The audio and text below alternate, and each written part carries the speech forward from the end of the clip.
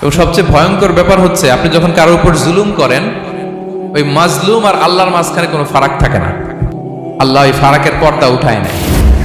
খবরদার, মজলুমের কান্না কখনো বৃথা যায় না। জীবনের কোনো না কোনো সময়ে এর প্রায়শ্চিত্ত আপনাকে করতে হবে।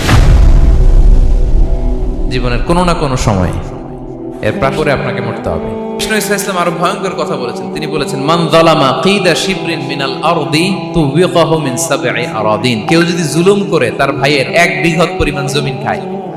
1 বিঘত চিনেন তো? এই যে আমার এই আঙ্গুল থেকে এই আঙ্গুলটা, এটা টান টান করলে যতটুকু জায়গা, এটার বলে 1 বিঘত। শিবের আরবিতে বলে শিবের।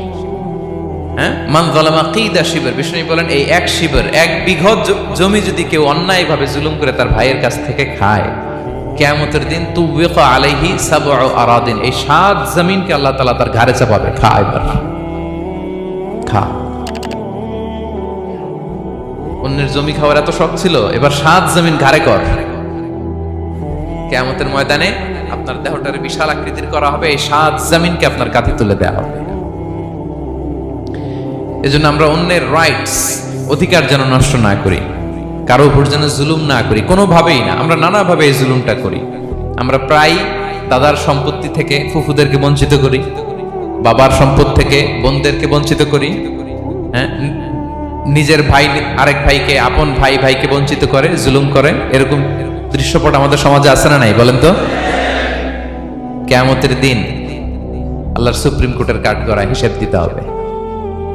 আর এই জালিমদেরকে আল্লাহ তাআলা পছন্দ করেন না। এবং সবচেয়ে ভয়ঙ্কর ব্যাপার হচ্ছে আপনি যখন কারোর উপর জুলুম করেন, ওই মাজলুম আর আল্লাহর মাঝখানে কোনো ফারাক থাকে না। আল্লাহ ওই ফারাকের পর্দা উঠায় নেয়। বিষ্ণু বলেন, ইত্তাকি দাওয়াতাল মাজলুম, তোমরা মজলুমের বদদোয়াকে ভয় করো, খবরদার। কারণ ফাইন্না লাইসা বাইনাহু ওয়া বাইনাল্লাহি হিজাব, তার আর আল্লাহর মাঝে কোনো পর্দা থাকে না। দোয়া করলেই ওটা আরশে যেয়ে কবুল হয়ে যায়।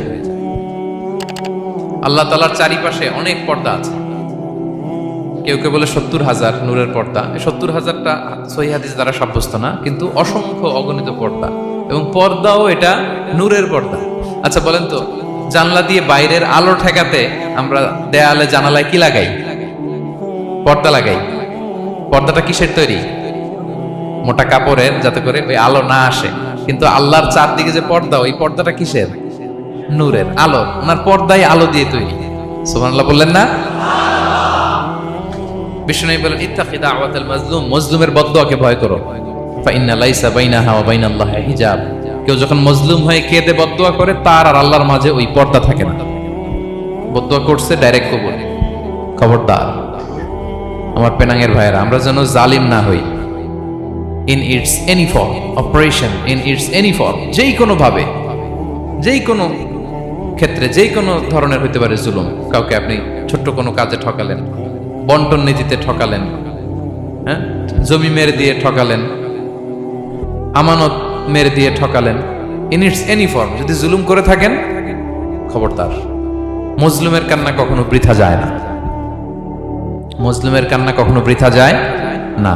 জীবনের কোনো না কোনো সময়ে এর প্রায়শ্চিত্ত আপনাকে করতে হবে। জীবনের কোনো না কোনো সময়ে এর প্রায়শ্চিত্ত করে আপনাকে মরতে হবে। তাহলে কোন বিশ্বাসী কি জালিম হতে পারে?